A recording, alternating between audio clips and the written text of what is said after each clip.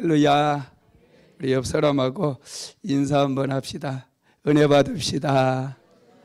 은혜 받읍시다. 할렐루야. 우리가 받아야 될 것 중에 가장 소중한 게 은혜입니다. 우리 은혜를 받아야 돼요. 하나님 앞에 나온 모든 분들에게 오늘 이 밤에도 풍성한 은혜를 내려주실 줄로 믿습니다. 오늘은 사도행전 9번째 시간이고요. 날마다 부흥하는 교회, 이런 제목의 말씀입니다. 오순절 성령 강림 이후에 교회가 탄생했어요. 최초의 교회가 오순절 마가다락방에 성령께서 강림하신 이후에 탄생을 했습니다. 오늘 본문에 보면은 마가다락방에 성령이 임하시고 교회가 탄생했는데, 그 교회가 어떻게 부흥되어지고 또 교회로서 세워져 가는지 그 모습이 기록이 되어 있죠. 베드로가 성령 강림 사건을 해석하면서 많은 사람들에게 요엘서의 예언의 성취라는 것을 얘기해주고, 그 사람들을 향해서 회개하고 세례를 받으라, 그리하면 너희가 제사함을 받을 것이다, 이런 말씀을 전했잖아요. 그때 회개하고 예수를 믿은 사람들이 3,000명이나 되었다고 그랬어요. 초대교회는 아주 폭발적으로 성장을 하게 되죠. 이 3,000명이나 되는 성도들이 어떻게 이제 교회의 모습을 갖춰가게 되는지, 그 부분들이 그 사도행전 2장 마지막 부분에서부터 쭉 기록이 되게 되는데요. 한번 오늘은 이 사도행전 2장 42절에서 47절까지 말씀을 통해서 초대교회 성도들은 어떻게 신앙생활을 했는지 한번 살펴보도록 하겠습니다. 첫째, 하나님의 말씀을 배웠습니다. 사도행전 2장 42절 한번 읽어볼까요? 저희가 사도의 가르침을 받아 서로 교제하며 떡을 떼며 기도하기를 전혀 힘쓰니라. 성령을 체험한 성도들은 사도들에게 하나님의 말씀을 배웠다는 거예요. 성령을 받았음에도 불구하고 하나님의 말씀을 계속해서 배웠다라는 거 아주 중요합니다. 저와 여러분도 하나님께서 은혜 주시면 성령도 받고 은사도 받고 능력도 받을 수 있어요. 그렇다고 그걸 받았다고 다가 아니라 항상 우리는 하나님의 말씀을 열심을 다해서 배워야 돼요. 할렐루야. 우리 교회 또 성경 공부 시간에 정말 열심히 다들 배우셔가지고 제가 참 감사한데, 이제 3월 첫 주가 되면은 또 금요 성경 공부 팀이 한 텀이 끝나버립니다. 그러면 새로 또 공부를 해야 되니 평일 때 시간 되신 분들은 꼭 등록하셔서 공부를 하시기를 바랍니다. 신앙의 뿌리는 하나님의 말씀입니다. 아무리 성령에 충만하고 예언하는 은사가 있다 할지라도 말씀이 없으면 신앙이 쉽게 흔들려 버려요. 귀신을 쫓아내는 능력이 있다 할지라도 하나님의 말씀에 뿌리를 내리지 않으면 조그만한 외풍에도 쉽게 흔들리고 믿음에서 떠날 수 있다는 것이죠. 그래서 우리 그리스도인들은 열심을 다해서 하나님의 말씀을 배워야 돼요. 말씀을 배우지 않다 보니 이상한데, 신천지 같은 이상한 데 가서 말씀을 배워가지고 그런데 이단으로 빠져서 인생이 아주 힘들어지는 그런 분들이 참 많습니다. 말씀은 여러분 제대로 배워야 돼요. 그런 데서 부분적인 말씀 배워서는 안 돼요. 제가 늘 드리는 말씀이 있는데, 여러분 광우병 소를 제가 늘 말씀드리죠. 소는 반드시 풀을 먹어야 돼요. 그런데 소에게 영국에서는 소 고기만 먹다 보니 소 뼈라든지 창자, 이 내장 이런 것들을 버리기가 너무 아까우니까 이 소를 잡고 나서 고기만 먹고 이 속의 내장이라든지 이런 것들을 갈아가지고 곡물들과 섞어가지고 사료를 만들었어요. 그 사료를 소에게 주니까 소가 그 사료를 먹고 뇌에 구멍이 뻥뻥 뚫려버린 거예요. 그래서 소가 미쳐버렸어요. 그 소고기를 먹으면, 그 미친 소의 소고기를 먹으면 사람도 인간광우병에 걸리게 되죠. 여러분, 소는 반드시 풀을 먹어야지 건강하게 자랄 수 있어요. 여러분, 하나님의 백성들은 정상적인 하나님의 말씀을 배워야 돼요. 이 말씀을 먹어야 건강하게 신앙생활을 할 수 있습니다. 이상한 말씀을 먹게 되면 인간 교주를 섬기게 되어 있어요. 사람을 섬기고 이상하게 인생을 살아가게 된다라는 것입니다. 여러분, 하나님의 말씀은 우리의 신앙의 뿌리가 됨을 믿으시기 바랍니다. 사도행전 6장에 보면은 예루살렘 교회에 심각한 갈등이 찾아옵니다. 헬라파 유대인과 히브리파 유대인 사이에 구제하는 것 때문에 문제가 생겨요. 그때 사도들이 하나님 앞에 기도하면서 이 문제를 어떻게 해결할 것인가 많은 고민을 합니다. 그리고 최종적으로 결론을 내리기를 7명의 집사를 뽑아가지고 구제하는 일을 그 집사들에게 맡기고 사도들은 하나님의 말씀을 가르치는 일과 기도하는 일에 전무하게 되어지죠. 그때 놀라운 일이 일어나게 되는데 하나님의 말씀이 점점 왕성하여져서 예루살렘에 큰 부흥이 일어나는 그런 역사가 일어나요. 한번 읽어볼까요? 사도행전 6장 7절 말씀 한번 읽어봅시다. 시작. 하나님의 말씀이 점점 왕성하여 예루살렘에 있는 제자의 수가 더 심히 많아지고 허다한 제사장의 무리도 이 도에 복종하니라. 아멘. 사도들이 하나님의 말씀을 가르치니까 많은 사람들이 예수님께로 돌아오게 되었다라는 것이죠. 여러분, 그러면 우리 그리스도인들은 왜 말씀을 배워야 될까요? 첫째는요, 하나님의 말씀을 통해서 우리는 하나님을 만날 수가 있어요. 우리가 정말 여러분 하나님을 만나고 싶은 분들이 있잖아요. 그런 분들은 열심히 말씀을 묵상해 보세요. 말씀을 읽다 보면 하나님께서 다가오시고 깨닫게 만드시고 또 만나주시기도 하십니다. 우리는 말씀으로 구원을 받잖아요. 예수님께서 이 땅에 원래는 예수님 말씀이셨잖아요. 태초에 말씀이 계시니라. 이 말씀이 하나님과 함께 계셨으니 이 말씀이 곧 하나님이라 그랬거든요. 여러분, 예수님이 말씀이셨는데 이 땅에 오셨어요. 그래서 우리가 하나님의 말씀을 깊이 묵상하다 보면은 하나님을 만나게 된다라는 것입니다. 하나님의 말씀은 우리에게 길을 열어줘요. 우리가 인생을 살아갈 때 길을 찾지 못해서 답답할 때가 있잖아요. 어떻게 해야 되지? 이 문제를 어떻게 해결하면 좋을까? 이런 생각을 하고 그러는데 여러분, 말씀 안에 길이 있습니다. 말씀을 묵상하다 보면 이전에 내가 찾지 못했던 그런 길을 찾게 된다라는 것이죠. 두 번째로는 하나님의 말씀은 우리를 깨끗하게 만들어요. 요한복음 17장 17절 한번 읽어봅시다. 저희를 진리로 거룩하게 하옵소서. 아버지의 말씀은 진리니이다. 아멘. 하나님의 말씀이 우리를 깨끗하게 만들어주는 거예요. 왜냐하면 말씀이 깨달아지면은 그 말씀이 죄를 분별할 수 있는 능력을 주기 때문에 우리가 깨끗해질 수가 있죠. 그래서 세 번째로는 하나님의 말씀은 죄를 깨닫게 합니다. 여러분, 하나님의 말씀이 우리 안에 들어오게 되면 우리의 양심이 살아나요. 그래서 죄가 무엇인지를 깨닫게 됩니다. 그리고 하나님의 말씀이 기준이에요. 죄인지 죄가 아닌지 우리는 말씀으로 판단하는 거예요. 야고보서를 보면은 하나님의 말씀을 거울과 같다고 그랬어요.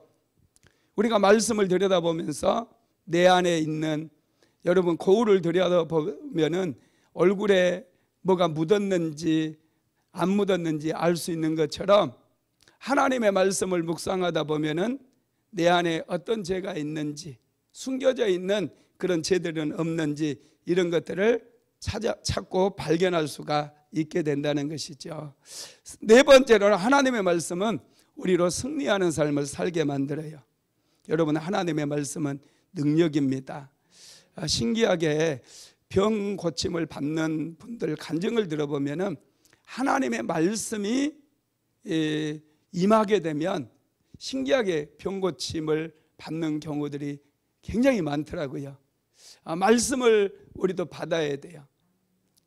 실패하고 정말 여러 번 어려움을 경험했던 그런 분들도요, 하나님의 말씀을 경험하고 하나님께서 말씀을 주셨을 때 그분들이 다시 회복되어지는 그런 역사들이 많이 일어나죠. 여러분, 이어령 교수님 이제 소천하셨는데 이분은 기독교를 하나의 문화 현상이라고까지 했던 그런 분이에요. 그런데 이분이 2007년 7월 달에 세례를 받았습니다. 기독교인이 되었다는 거예요. 이분이 기독교인이 된 이유가 있어요. 이분에게는 딸이 있었잖아요. 이민아 씨라고. 이분도 지금 소천하셨는데 이민아 목사이기도 합니다. 그런데 이분이 갑상선 암 판정을 받아가지고 수술을 받았는데 수술을 또 재발이 돼가지고 2번이나 더 수술을 받거든요. 그 수술 받아서 어려운 상황인데 또 이민아 씨 아들이 갑자기 또 몸이 안 좋아요. 그래가지고 주의력 결핍증, 과동증 이런 판정을 받아가지고 이 몸이 안 좋은 상태에서도 그 아들을 위해서 매일마다 눈물로서 하나님께 기도를 합니다. 얼마나 많이 눈물을 흘렸던지 이 눈물샘 근처에 눈물샘 근처가 손상이 돼가지고 망막이 손상이 돼가지고 눈이 멀어져 버린 거예요. 시각을 거의 잃어버렸어요. 그 소식을 듣고 이어령 교수가 미국으로 건너갑니다. 그리고 눈까지 멀어버린 그 딸을 생각하지 얼마나 마음이 아팠겠어요. 그래서 무작정 이 한 작은 교회에 들어가서 하나님께 기도했대요. 하나님, 나의 사랑하는 딸 미나에게 빛을 거두지 않는다면 남은 삶을 주님의 종으로 살겠나이다. 이렇게 기도를 한 거예요. 그리고 하나님의 말씀을 이렇게 묵상하는 가운데 정말 신기하게 이민아 씨의 그 눈이 다시 회복이 돼버린 거예요. 시력이 완전히 회복이 되고 정상으로 돌아갔습니다. 그래서 이분이 한국으로 돌아와 가지고 정식으로 기독교인으로 예수 믿고 세례를 받고 신실한 신앙인으로 살다가 이분이 얼마 전에 소천을 했습니다. 그렇습니다. 여러분, 하나님의 말씀은 능력이에요. 우리로 하여금 승리하게 만들기 때문에 우리는 열심을 다해 하나님의 말씀을 배워야 할 줄로 믿습니다. 두 번째로 초대교회 성도들은 늘 교제에 힘썼어요. 자, 다시 한번 읽어봅시다. 42절 시작. 그들이 사도의 가르침을 받아 서로 교제하고 떡을 떼며 오로지 기도하기를 힘쓰니라. 아멘. 서로 교제에 힘썼다는 거예요. 여러분, 우리 그리스도인들에게 있어서 교제는 아주 중요합니다. 성도들의 교제가 아주 중요해요. 왜냐하면 마귀는 혼자 있는 사람들을 아주 공격을 잘하기 때문에 그래요. 우리가 전에도 제가 기도의 공동 연합전선을 만들어서 같이 기도하면 이 기도가 훨씬 더 능력이 있다 그런 말씀 드렸잖아요. 성냥불 하나 켜가지고는 절대로 밥을 할 수가 없거든요. 밥을 하려면 장작불을 그냥 무더기도 쌓아놔야 돼요. 같이 성도들이 연합해서 기도하고 연합해서 예배드리고 그럴 때 불이 붙고 밥이 되고 맛있는 음식을 요리도 할 수 있게 되는 것이죠. 그래서 성도들은 같이 기도하기 위해서라도 같이 믿음 생활 잘하기 위해서라도 교제에 힘써야 돼요. 교제하다 보면 배울 게 많거든요. 아, 저분은 저렇게 기도하는구나. 아, 저 권사님은 저렇게 하나님의 말씀을 묵상하는구나. 요즘 우리 교회도 보니까 어떤 권사님은 성경을 필사하시는 분이 있더라고요. 또 어떤 권사님들은 성경을 계속해서 읽고 있는 분들이 있고, 여러분 이런 분들을 가까이에서 보면서 우리는 서로에게 도움을 주고 도움을 받을 수가 있다라는 것이죠. 그래서 그리스도인의 교제는 정말로 중요합니다. 특별히 기도할 때, 어려운 문제를 만나서 우리가 연합해서 기도할 때 이 성도들의 교제는 정말로 중요하다라는 거예요. 한 선교사님이 아프리카 어느 마을에 선교하기 위해서 갔대요. 그런데 현지 주민들이 전부 물동이에 물을 이고 길어서 이렇게 먹고 있더라는 거예요. 그래서 그게 너무 안타까워서 이 사람들을 어떻게 하면 좀 도와줄까 생각하다가 본교에 연락을 해서 각 집마다 수도꼭지를 연결해 주면 좋겠다. 요즘 우리나라처럼 상수도 이 수도꼭지를 연결해 주면 좋겠다.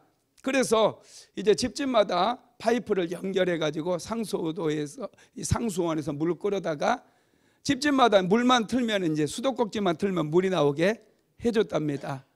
그런데 신기하게 그렇게 편리함이 찾아오긴 했는데 그 동네 사람들의 얼굴에서 웃음이 사라졌대요. 얼굴이 딱딱하게 굳어버리고 웃음소리가 끊기고 사람들과의 관계도 냉랭해지더라는 거예요.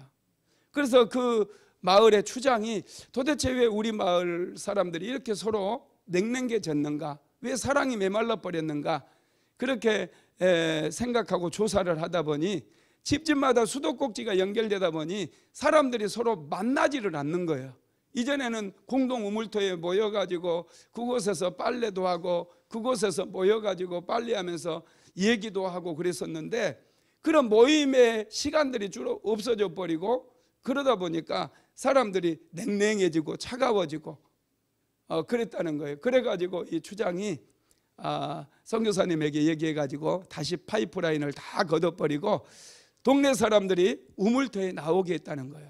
그랬더니 다시 그 동네 사람들의 얼굴에 웃음꽃이 피게 되고 함께 그렇게 공동체를 이루어 살아가다 보니 그들이 잘 통하게 된 거예요.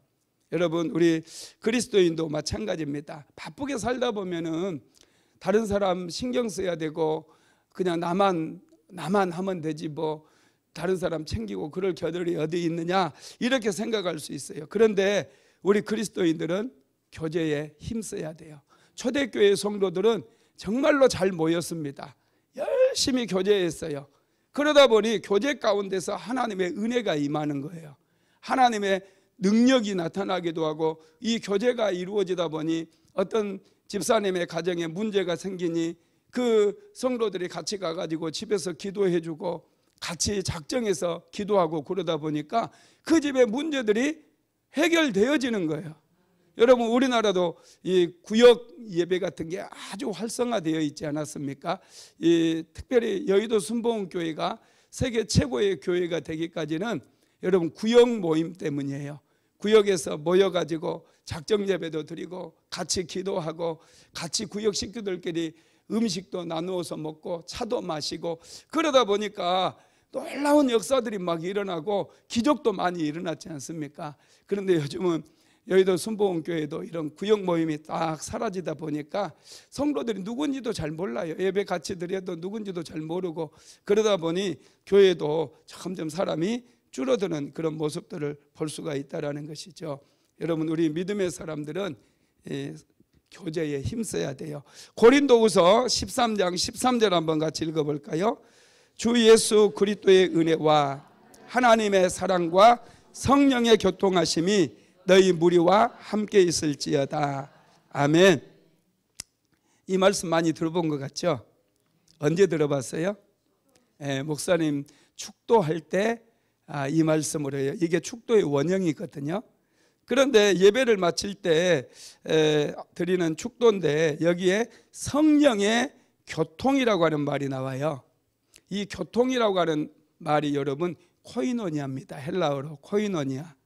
이 코이노니아가 성도들 간에 나누는 교통을 의미해요. 교제를 의미한다는 거예요. 그래서 코이노니아가 초대교회는 잘 이루어졌어요. 성도들이 서로 섬기고 서로 사랑하고 서로를 위해서 기도해주고 이게 정말로 잘 된 거예요. 그러니까 교회가 엄청나게 빠르게 부흥하게 된 것입니다. 이렇게 코이노니아가 잘 된 교회는요 쉽게 흔들리지 않아요. 세계에서 여러분 제일 큰 나무가 자이언트 우드라고 하는 나무거든요. 이게 삼나무의 일종인데요. 키가 130m까지 자란대요. 130m. 엄청나게 크죠. 보통 나무는 한 10m, 우리나라에 있는 나무는 높이가 높아봐야 30m를 넘지 못합니다. 그런데 이 나무는 무려 130m까지 자란대요. 그런데 이 나무가 뿌리를 깊이 뻗어서 그렇게 130m까지 크는 게 아니라 이 나무 뿌리는 굉장히 얇게 뻗는데요. 그런데 옆으로 뻗어간대요. 옆으로 뻗어가면서 옆에 있는 삼나무와 뿌리가 이렇게 서로 연결되고 또 연결되고 얽히고 설켜가지고 서로가 서로를 지탱해 준다는 거예요. 그래서 아무리 바람이 막 세게 불어도요 이 나무가 넘어지질 않는데 서로가 이 뿌리로 연결돼 가지고 서로 지탱해 주다 보니 쓰러지지 않아서 이 나무가 130cm까지 130m까지 큰다라는 거예요. 정말로 놀랍지 않습니까? 우리 그리스도인들도 마찬가지예요. 이 성도들의 교제가 잘 이루어지게 되면 내가 영적인 거장으로 성장할 수 있습니다. 옆에 있는 분도 같이 거목으로 성장할 수 있다라는 거예요.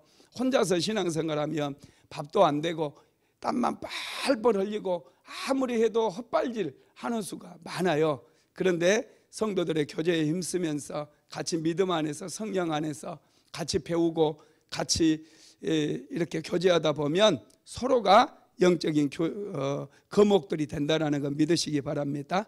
그러면 성도들의 교제가 주는 유익이 무엇이냐? 첫째는 서로 도우며 살아가게 합니다.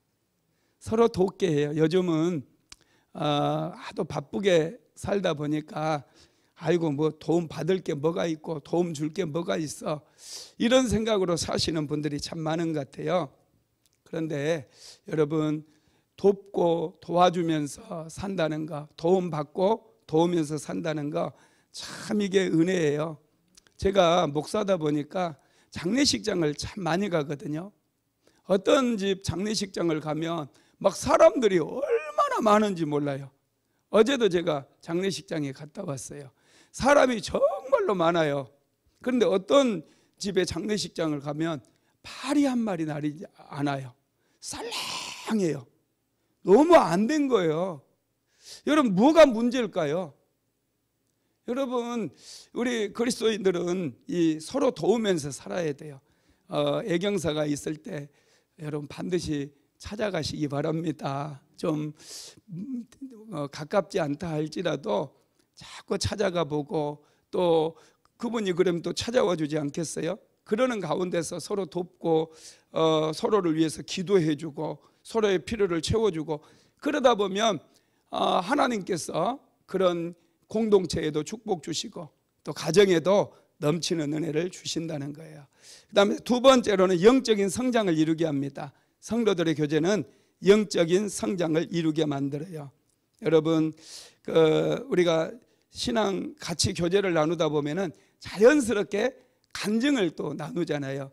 내 삶 속에 역사하셨던 하나님, 나의 삶에 이렇게 역사하셨어. 그러면 여러분 그 간증을 듣고 있다 보면은 나의 믿음도 나에게 믿음이 생기는 것을 느낄 수 있거든요. 또 그분에게 역사하셨던 하나님을 나의 하나님으로 내가 아멘으로 받아버리면 나의 삶에도 동일한 그런 기적이 일어날 수가 있게 되는 거예요. 그래서 영적인 성장을 이루게 되죠. 그리고 세 번째로는 전도가 왕성하게 일어나요. 초대교회에 한번 사도행전 2장 47절 한번 읽어봅시다. 하나님을 찬미하며 또 온 백성에게 칭송을 받으니 주께서 구원받는 사람을 날마다 더하게 하시니라. 성도들의 교제가 잘 이루어지니까 교회 밖에 있었던 사람들도 부러운 거예요. 그래서 한번 초대하게 되면은 이 교회 공동체 안에서 서로 돕고 서로 기도해 주고 때로는 이끌어주고 어려움을 만났을 때 자기 일처럼 그렇게 발벗고 나서주는 그 사람들을 보면서 아주 감동을 받아가지고 예수를 믿는 그런 역사들이 일어나게 된다는 것이죠.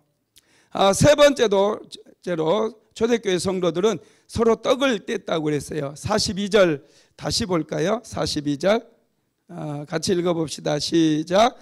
그들이 사도의 가르침을 받아 서로 교제하고 떡을 떼며 오로지 기도하기를 힘쓰니라. 예, 교제하며 떡을 뗐대요. 음식을 같이 먹었다는 얘기예요. 여러분, 성도들끼리 차도 마시고, 제가 카페를 하나 또 인수를 해서 성도들이 많이 가는데 너무 좁아가지고 아이고 참 이게 기능을 제대로 못하는 것 같아요. 그래도 시간 나시면은 같이 전화해가지고 평일이라도 꼭 이 커피숍에 카페에 와가지고 교제를 나누시기를 바랍니다. 요즘은 같이 밥을 먹는다는 게 또 때로는 부담스럽기도 하고 시간 맞추기도 힘들잖아요. 시간이 일단 많이 걸리기 때문에. 그래서 가볍게 차 한 잔 마시는 거 이런 것도 아주 중요합니다. 떡을 떼면서 이 차를 한 잔 마시면서 성도들이 교제하게 될 때 하나님께서 그렇게 기뻐하시는 거예요. 하나님께서 너무너무 사랑스러워 하시는 거예요. 할렐루야. 네 번째로 초대교회 성도들은 마음을 같이하여 기도했다고 그랬습니다. 다시 읽어봅니다. 42절 시작. 그들이 사도의 가르침을 받아 서로 교제하고 떡을 떼며 오로지 기도하기를 힘쓰니라. 초대교회 성도들은 기도로 시작했어요. 그리고 기도로 마쳤어요. 하나님의 말씀을 받고 또 성령 안에서 교제 나누고 떡을 떼기도 하고, 그렇지만 그걸로 끝나지 않았다는 거예요. 반드시 성도들이 모이면 하나님 앞에 마음을 같이하여 기도했어요. 이게 중요해요. 그냥 커피 한 잔 마시고 가버리지 마시고 서로 기도 제목도 좀 나누고, 집사님 기도 제목이 뭔가요? 권사님 기도 제목이 뭐예요? 제 기도 제목이 이건데 같이 좀 기도합시다. 그러면서 손을 잡고 같이 기도로 마무리하시기 바랍니다. 이게 여러분 성도들의 교제예요. 기도 없이 끝나버리면 안 돼요. 성도들 만나서 얘기하라고 그랬더니 어디 땅값이 오르고 어디 아파트가 뭐 가격이 어떻게 떨어지고 막 이런 얘기만 하다가 여러분 가버리면 이건 성도들의 교제가 아니에요. 세상 사람들의 교제라는 거예요. 우리 그리스도인들은 만나면은 말씀 은혜 받은 거 서로 나누기도 하고, 또 자기 가정에 어떤 문제가 있다 그러면 그거 얘기하고, 아니면 기도해서 응답받은 일이 있다, 그런 것들 서로 나누는 게 그게 여러분 성도들의 교제이고, 반드시 마무리는 하나님 앞에 기도함으로 마무리를 해야 된다는 거예요. 여러분, 기도는 정말 능력이 있습니다. 성도들의 기도는 강력한 능력이 있어요. 그리고 기도는 제가 늘 말씀드리죠, 이 파이프라인과 같아요. 여러분들의 가정에서 수도꼭지를 틀면 물이 나오잖아요. 어떻게 여러분 수도꼭지를 틀면 물이 나옵니까? 사실은 눈에 보이지는 않지만은 파이프가 전부 연결돼 있어요. 어디까지 연결된 줄 아세요?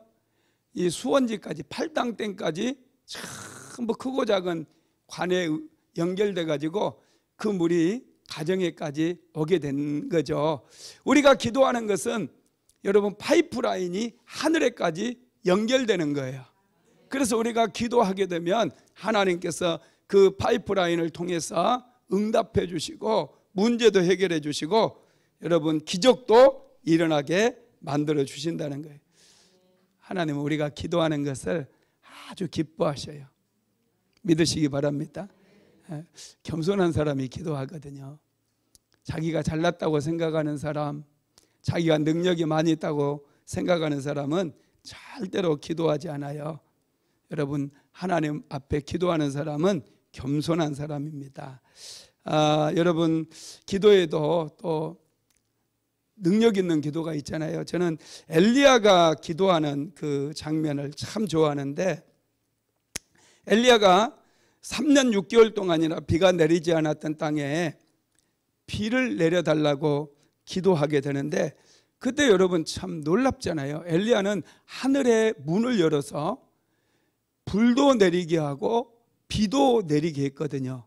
정말 그래서 저와 여러분도 기도를 잘하려면 성경에 나와 있는 기도의 사람들의 모범을 좀 보고 배워야 돼요. 엘리야는 어떻게 하늘문을 여는 기도를 했느냐면, 첫째는요, 하나님의 약속에 근거해서 기도해요. 열왕기상 18장 1절 한번 읽어볼까요? 많은 날을 지내고 제3년에 여호와의 말씀이 엘리야에게 임하여 가라사대, 너는 가서 아합에게 보이라. 내가 비를, 아멘. 하나님께서 비를 지면에 내리리라 이렇게 말씀했거든요. 이 약속의 말씀이 있었기 때문에 엘리야는 이 약속의 말씀을 붙들고 기도했어요. 그랬더니 기도가 강력해집니다. 이 기도가 멈추지를 않아요. 왜냐하면 하나님께서 비를 내려주시겠다고 말씀하셨기 때문에 반드시 비가 올 것이라는 것을 믿었거든요. 그래서 비가 올 때까지 엘리야는 기도했다는 거죠. 그리고 두 번째로는 겸손하게 기도하더라고요. 기도할 때 어떤 분들은 하나님께 따지듯이, 하나님 왜 저는 안 되는데요? 막 이러면서 기도하는 분들이 있는데, 엘리야가 기도할 때 보면은 정말 진지하게 겸손하게 무릎을 꿇고 하나님께 기도했어요. 심지어는 무릎 사이에 자기의 머리를 이렇게 받고 하나님 앞에 기도했다라는 거예요. 세 번째로는 구체적으로 기도를 합니다. 중언부언 기도하지 않았다는 거예요. 불이 필요할 때는 하나님 불을 내려주세요. 그리고 비가 내리기를 위해서 기도할 때는 하나님 이 땅에 비를 내려달라고, 비를 내려달라고 하는 그 기도에 집중해서 하나님께 기도했어요. 그랬더니 하나님께서 비를 주셨습니다. 우리가 어떤 간절한 기도 제목이 있으면 이 집중해서 하는, 구체적으로 나에게 뭐가 필요한지, 어떤 문제가 어떻게 해결돼야 되는지 그 구체적으로 하나님께 기도하는 게 중요하더라고요. 자녀들이 시험을 이제 치렀어요. 그 합격하기를 원하잖아요. 그러면 하나님, 우리 아이가 이 시험을 봤는데 이 시험 합격하게 해주세요. 이렇게 구체적으로 기도해야 돼요. 뭐 자녀 합격을 위한 기도를 하면서 다른 온갖 이 사람들 기도를 계속 하다 보면은 기도가 희미해져 버립니다. 그래서 그 기도가 응답이 안 되는 경우들이 많다라는 거예요. 엘리야는 네 번째로 간절히 기도를 합니다. 자, 야고보서 5장 7절 한번 읽어볼까요? 엘리야는 우리와 성정이 같은 사람이로되 저가 비 오지 않기를 간절히 기도한즉 3년 6개월 동안 비가 오지 아니하고, 비가 오지 않기를 간절히 기도했대요, 엘리야가. 그랬더니 비가 오지 않아 버렸어요. 또 비가 와야 할 때도 엘리야는 하나님께 간절히 기도했어요. 이 간절한 기도, 이 기도가 응답받는 기도라는 거예요. 그리고 다섯 번째로는 엘리야는 계속 기도를 합니다. 한번 열왕기상 18장 43절로 45절 읽어봅시다. 그 사환에게 이르되 올라가 바다편을 바라보라. 저가 올라가 바라보고 구하되 아무것도 없나이다. 가로되 7번까지 다시 가라. 7번째에 이르러서는 바다에서 손바닥만한 구름이 일어났나이다. 조금 후에 바람과 구름이 일어나서 깜깜하여 지며 큰 비가 내리는지라. 아멘. 기도하다가 포기하지 않았어요. 여러분, 기도는 끈질기게 하는 거예요. 계속해서 집중해서. 그러면 정말 여러분 기도 응답 받습니다. 어떤 분이 자신은 신앙생활 하면서 단 한 번도 기도 응답 받은 적이 없었다 이렇게 저한테 말씀하셔서 제가 참 마음이 너무 아팠어요. 아니 어떻게 신앙생활 하면서 기도 응답을 한번 못 받았을까. 참 이거 이해가 안 되잖아요. 여러분, 하나님은 살아서 역사하시는 분이거든요. 우리가 간절히 집중해서 기도하면 반드시 기도에 응답해 주셔요. 그래서 기도 잘하려면 성경에 나와 있는 이 기도, 엘리야의 기도라든지 또 아삽의 기도라든지 히스기야 왕의 기도라든지 다윗의 기도라든지 모세의 기도, 이런 기도문들을 보고 우리가 배워야 돼요. 아, 이분은 이렇게 해서 기도가 응답이 되었구나. 배워서 그대로 따라하면 돼요. 그러면 신기하게 모세에게 응답하셨던 하나님은 오늘날 나에게도 동일하게 응답을 하시더라는 거예요. 여러분, 기도도 잘해야 돼요. 잘 배워야 돼요. 배우지 않고 내 방법대로 내가 늘 하던 습관대로 하면은 발전이 없어요. 응답받지 못한 기도는 평생 응답받지 못해요. 응답받은 기도를 우리가 보고 자꾸 배우고 따라하고 또 기도 잘 하시고 또 기도 응답 잘 받는 그런 권사님이라든지 집사님이 계시다면 그분들에게 물어보기도 하고 또 목사님께 물어보기도 하고, 여러분, 그러면서 기도를 배워야 된다는 거예요. 그러면 우리가 다 기도의 승리자들이 될 줄로 믿습니다. 이 초대교회 성도들이 이렇게 서로 신앙생활을 하면서 초대교회 성도들이 모이기에 힘썼고요, 또 열심을 다해서 배웠고요, 성경을 배웠고요, 그리고 떡을 떼면서 교제했고요, 또 이렇게 기도에 힘쓰다 보니까 사람들이, 주변에 있는 사람들이 보고 굉장히 놀라운 반응을 일으키는데요. 43절에 나와 있습니다. 한번 같이 읽어봅시다. 시작. 사람마다 두려워하는데 사도들로 인하여 기사와 표적이 많이 나타나니. 이게 초대교회 성도들이 하나님의 말씀을 열심히 배우고 또 성도들이 모여서 교제하고 성도들끼리 모여서 떡을 떼고 같이 밥을 먹기도 하고 또 기도에 힘쓰고 이러다 보니까 신기하게 교회 공동체 가운데 기사와 표적이 많이 나타났대요. 기적이 일어나는 거예요. 질병이 고침받고요, 문제가 해결되고요, 귀신들이 떠나가는 그런 역사들이 막 일어난 거예요. 그러다 보니까 옆에 있는 사람들이 어땠다고요? 두려워했다는 거예요. 누구를 두려워했을까요? 교회를 두려워하는 거예요.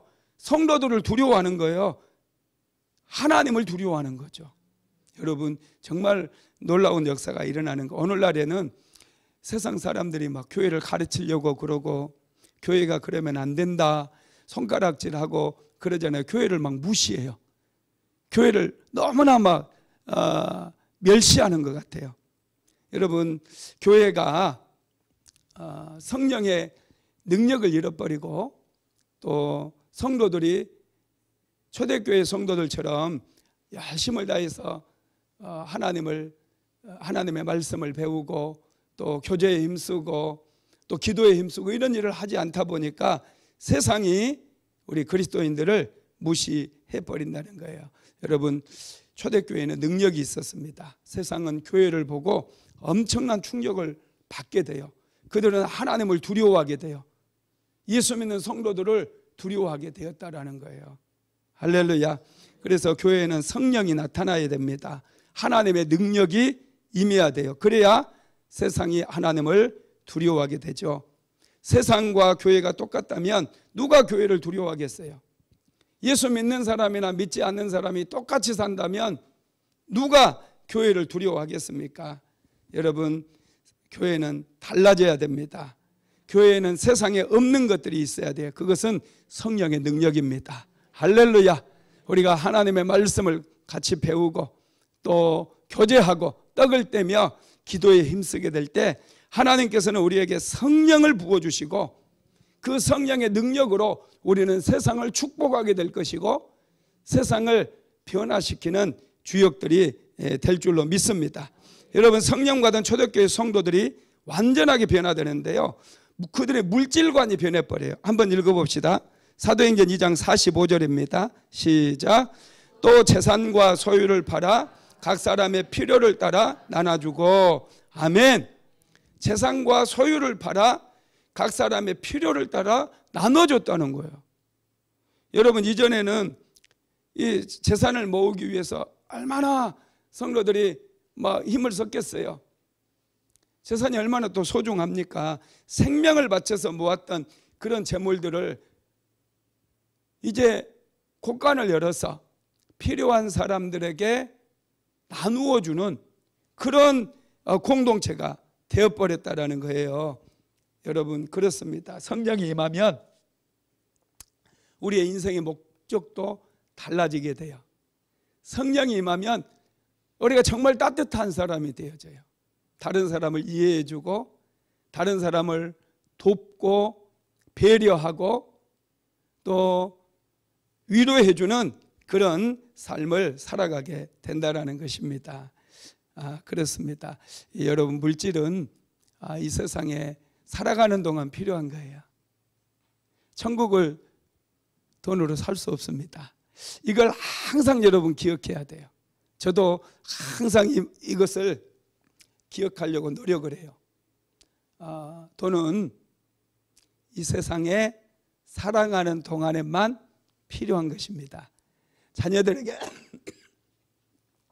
너무 많이 물려줘도 자녀들이요, 그 물질로 하나님의 나라를 위해서 사용한다면 정말 복된 자녀들이겠지만은 그렇지 않는 경우들이 참 많습니다. 그래서 정말 여러분, 우리는 믿음의 사람으로서 이 기독교의 물질관을 좀 배워야 돼요. 그래서 물질은 이 세상에 살아가는 동안만 필요하다. 천국 가서는 물질이 하나도 필요가 없어요. 믿으십니까? 예, 이건 믿어야 돼요. 그래서 너무 돈 때문에 관계도 깨지고 너무 돈 때문에 돈 가지고 막 이기적으로 막 이렇게 살아서도 안 되고 아무 돈이나 막 벌어서도 안 돼요. 여러분, 물질은 깨끗하게 일해서 정직하게 벌어서 그 돈으로 가족들이 밥을 해 먹고 자녀들 교육시키고 그래야 여러분 하나님께서 은혜 주시고 축복 주셔가지고 자녀들이 잘 될 수 있고요, 우리가 건강할 수 있고 할렐루야 복된 인생을 살아갈 수가 있게 된다는 것입니다. 초대교회 성도들이 은혜 받으니까 이 움켜쥐고 있었던 물질관에서 완전히 해방이 돼가지고 이제 필요에 따라서 필요한 사람들에게 구제하는 그런 일들을 하게 되었다라는 것이죠. 자, 사도행전 2장 46절로 47절도 읽어보겠습니다. 날마다 마음을 같이하여 성전에 모이기를 힘쓰고 집에서 떡을 떼며 기쁨과 순전한 마음으로 음식을 먹고 하나님을 찬미하며 또 온 백성에게 칭송을 받으니 주께서 구원받은 사람을 날마다 더하게 하시니라. 아멘. 정말 초대교회 공동체 교회의 모습이 얼마나 아름다운지 몰라요. 날마다 마음을 같이하여 성전에 모이기를 힘쓰고 집에서 떡을 떼고 기쁨과 순전한 마음으로 함께 음식을 나누고 또 하나님을 찬미하고 온 백성에게 그래서 칭찬을 받으니 날마다 구원받는 사람들이 넘치게 하셨다라는 것이죠. 이 교회 공동체처럼 우리 순복음 안디옥 교회도 이렇게 아름다운 공동체가 될 줄로 믿습니다. 말씀을 마무리하겠습니다. 성령 강림 이후 성도들은 자발적으로 매일 하나님 앞에 모였습니다. 왜 모였을까요? 교회가 정말로 좋아져서 교회가 정말 좋은 거예요. 교회가 여러분 정말 좋았던 적 있죠? 저는 교회가 정말로 좋았던 적이 있어요. 매일 교회 갔어요. 교회가 정말로 좋더라고요. 요즘도 매일 교회 오는데 여러분, 교회가 정말 좋을 때 있었을 거예요. 얼마나 교회가 좋고 성도들이 다 좋고 사랑스러운지 막 주일이 막 기다려지고